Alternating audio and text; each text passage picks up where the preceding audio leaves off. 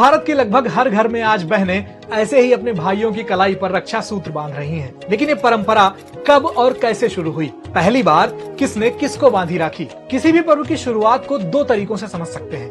पहला शास्त्र और दूसरा लोक परंपरा। रक्षाबंधन श्रावण पूर्णिमा पर मनाया जाता है। शास्त्रों के मुताबिक इस दिन ब्राह्मण वर्ग यज्ञोपवीत बदलता है।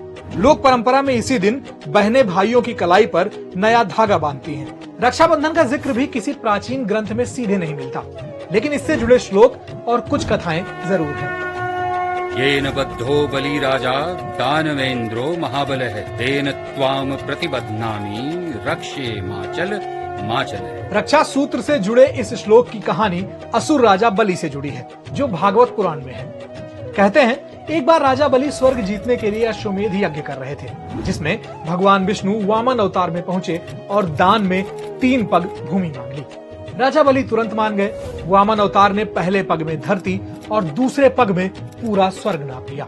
अगला पग बढ़ाया तो राजा बलि ने अपना सिर आगे कर दिया। भगवान खुश हुए और बलि को पाताल का राजा बना दिया। साथ ही वचन दिया कि भगवान विष्णु हमेशा द्वारपाल बनकर बलि की रक्षा करेंगे। विष्णु के वापस न लौटने पर हैरान परेशान लक्ष्मी जी बलि के पास पहुंची।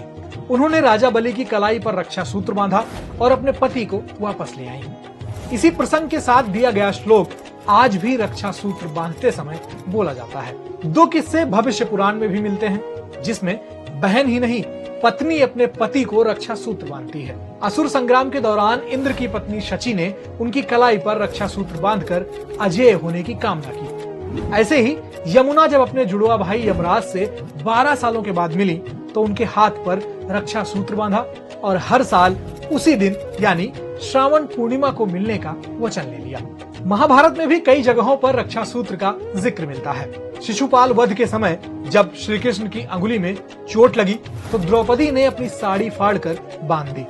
वहीं कुंती ने भी अपने पोते अभिमन्यु को रक्षा सूत्र बांधकर अजेय होने का वरदान दिया। ऐसे ही सेना की रक्षा के लिए युधिष्ठिर को भी कृष्ण ने मणिमय सूत्र बांधने की सलाह दी थी। इतिहास के पन्ने पलटने पर यहाँ भी रक्षा सूत्र के धागे मिल जाते हैं। विश्व विजय पर निकला सिकंदर जब भारत पहुंचा तो पोरस से सामना हुआ। जब पोरस हावी होने लगा तो सिकंदर की पत्नी रुखसाना ने पोरस को राखी भेजकर सिकंदर की रक्षा की। कुछ किस्से मुगल बादशाहों से भी जुड़े हैं। साल 1535 में जब चित्तौड़ पर हमला हुआ तो रानी कर्णावती ने हुमायूं को राखी भेजकर मदद मांगी थी। वहीं अकबर भी अपने राज्य में राखी मनाता था और इस दिन राजकीय अवकाश भी होता था। सदियों से चली आ रही ये परंपरा आज भी देश के कई हिस्सों में जारी है, बस नाम अलग है।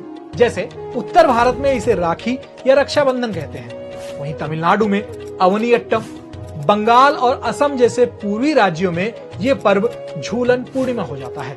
महाराष्ट्र और वेस्टर्न घाट में नराली पूर्णिमा, तो वहीं राजस्थान में चूड़ा या लुम्बा राखी की परंपरा है। गुजरात में महिलाएं भगवान शिव को राखी बांधती हैं, जिसे पवित्रोपना कहते हैं।